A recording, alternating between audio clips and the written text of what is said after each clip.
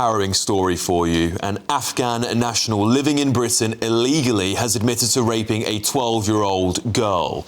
Ahmad Mulakhil confessed in Warwick Crown Court that he raped a young child, a little girl, on a summer evening in July.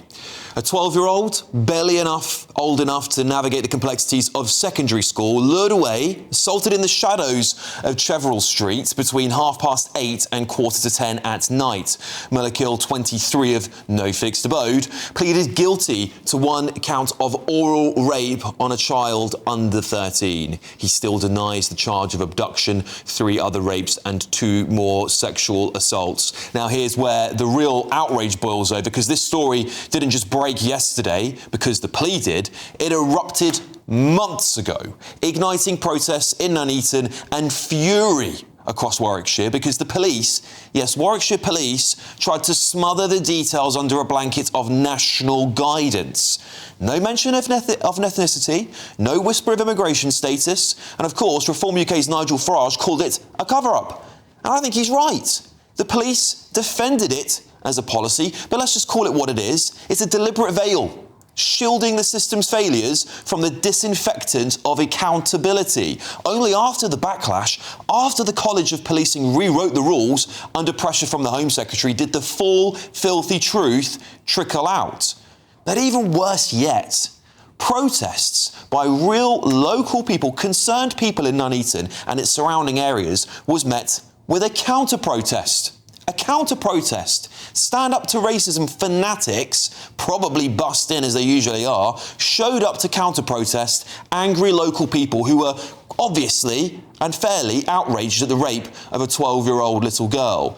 Just let that sink in for a second. In fact, you know what? I'll say it again. Stand Up to Racism protesters counter-protested local people who are angry at the rape of a 12-year-old girl. Do I need to say anything about the kind of sick individual you'd have to be to attend that rally? Really? I mean, come on. Mulakhil, who has of course, admitted now to the rape of a 12-year-old, is, well, words I actually can't use to describe him, frankly, because I can't say them out loud on national television. And sadly, as you all know too well at home, this is not an isolated case. A Daily Mail investigation has coughed up some devastating statistics. They claim at least 312 asylum seekers in hotels have been charged with 708 offences over 3 years, including 18 charged with rape, 5 with attempted rape, and 35 with sexual assault.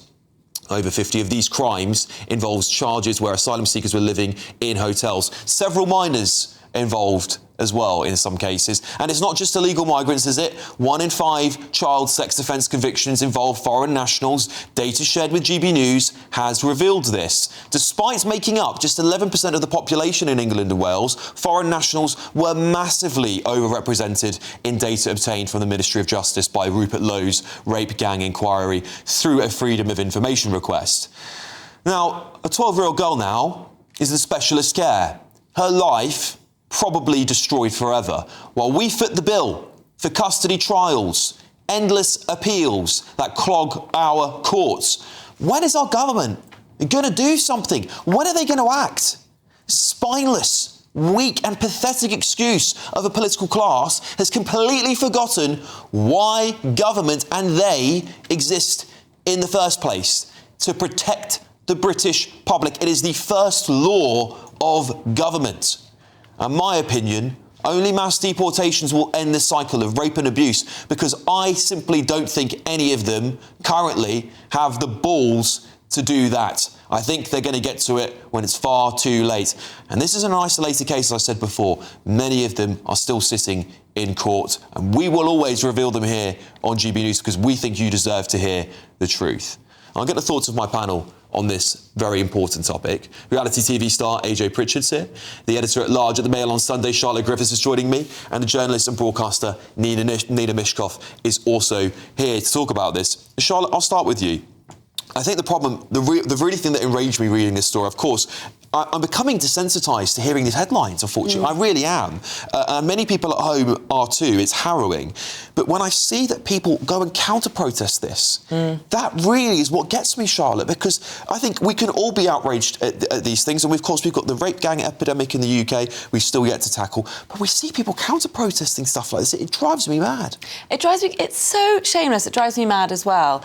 The idea that they can... compartmentalise the fact that there's a 12-year-old girl. And this is what I found in a few conversations I've had with, I suppose I'd say lefties, really, recently, is they can compartmentalise the sexual abuse stuff, and they're entirely obsessed and focused on migrants and the, you know, demonising the right wing because they're anti-migrant, but that's not the case. It's just sensible to acknowledge that child safety is being put before political sensitivity. It's just, it blows my mind how they were able to just kind of put the 12-year-old girl thing to one side and attend that counter-protest. Yeah, it's really shocking to me that people, that's not the first thing that runs through their head. There's a little girl here, and actually people will be outraged, and local people will, of course, want to protest this. We've seen this time and time again, AJ. The Bell Hotel in Epping, where, of course, there's lots of allegations of people being bussed in. We've seen them all leave at a train station afterwards, some cases. These stand up to racism protesters and other groups, of course, not just that group. What do you think is causing this backlash to local people who are just, I think, fairly protesting what would be a harrowing case in any local community? I think when you see the local people, and it is families, especially this protest we saw here, it's upsetting to see the counter-protest on one part, but as you said, it's kind of like how a family of the community has been ripped apart here in this brutal attack on their freedom. It feels like you should be able to walk out on your street, should be able to feel safe, and I feel like that's the one thing that's really upsetting. It's this fear, this kind of, each day it seems to be getting worse and worse, and I think when it comes down to Nuneaton and Warwickshire and this national guidance, I don't know how the police themselves have allowed themselves, I know they're being paid to do a job and stay there, but actually not releasing the information is what has caused this to just bubble up until it becomes a powder cake. Yeah, we have contacted Warwickshire Police, of course, about this topic, but they haven't got back to us yet. We will bring that to the audience, of course, as and when we get it. Nina, a part of what we were talking about there with AJ is that the police don't release this information. And, of course, many people will call that a cover-up. And why this is so triggering to many people is that we've seen the Pakistani rape gang cover-up in this country, which is a massive, massive, massive national scandal that's been going on for 30-plus years now. People are worried that the government are proactively, and authorities are proactively trying to censor the amount of information they receive. Do you think the police should have released that information a bit earlier to at least have given people the information they deserve? Firstly, before I answer that, I want to say how dreadful that attack on that young girl is. Indeed, it will have blighted her life. Yes. And as you say, torn apart her family. And there is just no justification for anybody trying to say anything other than that. That is just appalling. But I think you have to understand that the guidance that's been given in the past to all police forces, as far as I understand it, is not to give information, is not to give details. And it took advice from the Home Secretary before the police were actually allowed to. So can you really blame the police? Because they are following the guidelines that they've been giving. They are not political, so they can't make political decisions. And I think when they were told they had to, they did it. I mean, I'm not here to defend the police. There's many things wrong with many police forces, all the police forces in this country. But as far as I understand it, that would be the reason. We have seen other cases, of course, where the police have been quick to name the ethnicity, particularly where it's white British people involved. And we saw, last year. That's the Liverpool thing. Yeah, we saw the man in Liverpool. We've, of course, recently seen the stabbings in Huntingdon in Cambridge, where they're able to name at least 2 suspects at the time of their ethnicity as well. And I think this is where people get very, very upset about it, Charlotte, because, of course, for many people, they just want to have the information so they can make their minds about it and then compartmentalise and deal with that. But what I worry about is that we box everything up and then we can't talk about it because we start speculating, and that actually is more dangerous, in my opinion. Yeah, definitely. I mean, ordinary communities are carrying the risk here. So they have every right to know. They need to know what's going on. Especially, I have to say, I've been to Nuneaton, and actually, when I was 12, I moved to that area very briefly, and it was really sweet. I was allowed to walk around. I went to the local shopping centre.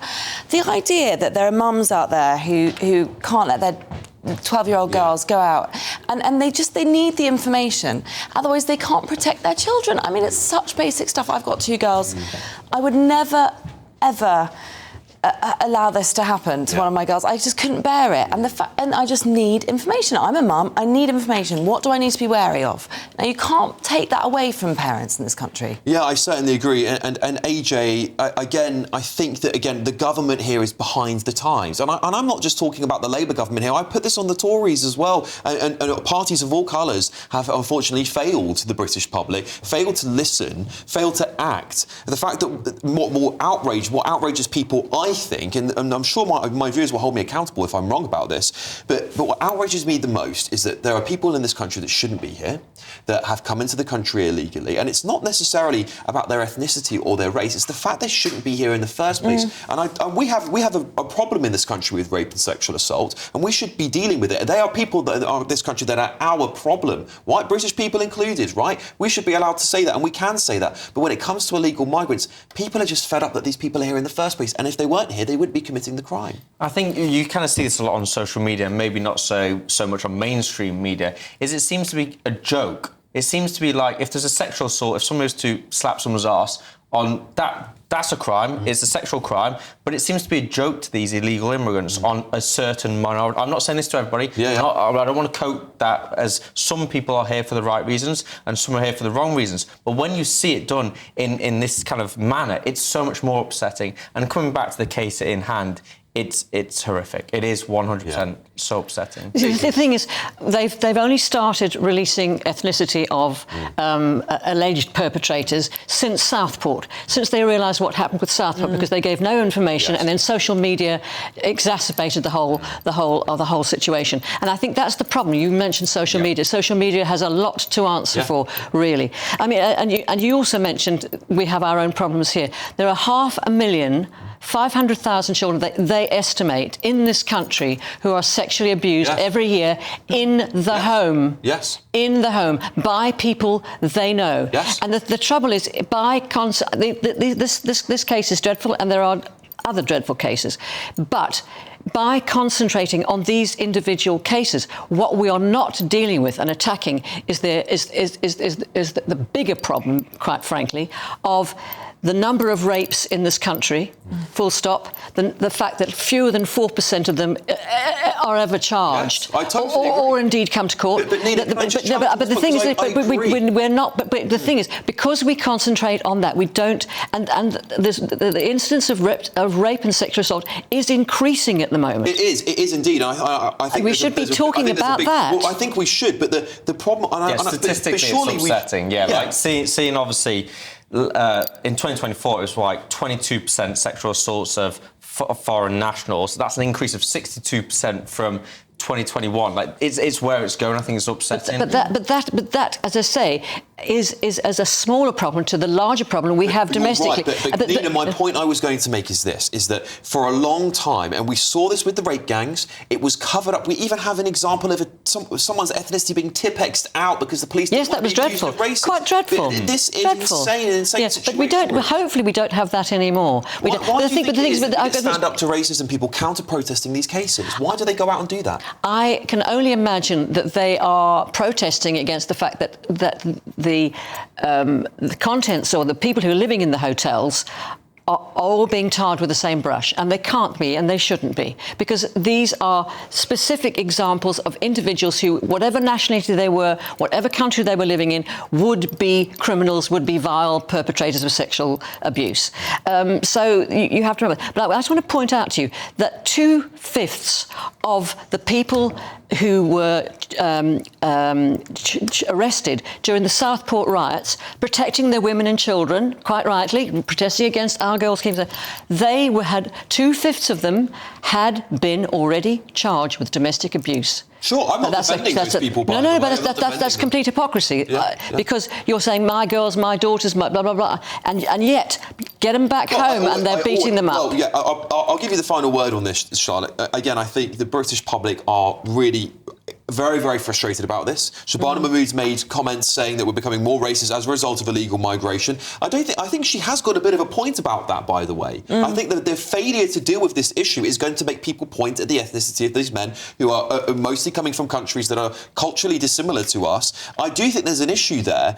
What do you think we need to do now? I actually think the issue there, I think Mahmood's right, but I think it's a systemic issue that starts from the top, because they never explain placement decisions, and people are losing faith in the system. There's not enough clarity. So then people, they don't know where to turn, they're confused, they're angry, and they do blame the ethnicity.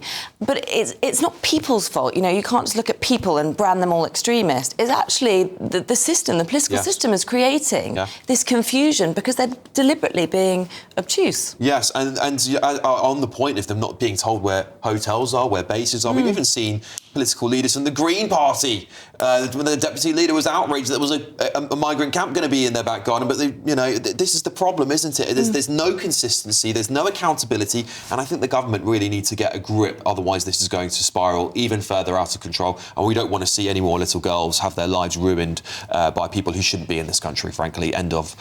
Anyway.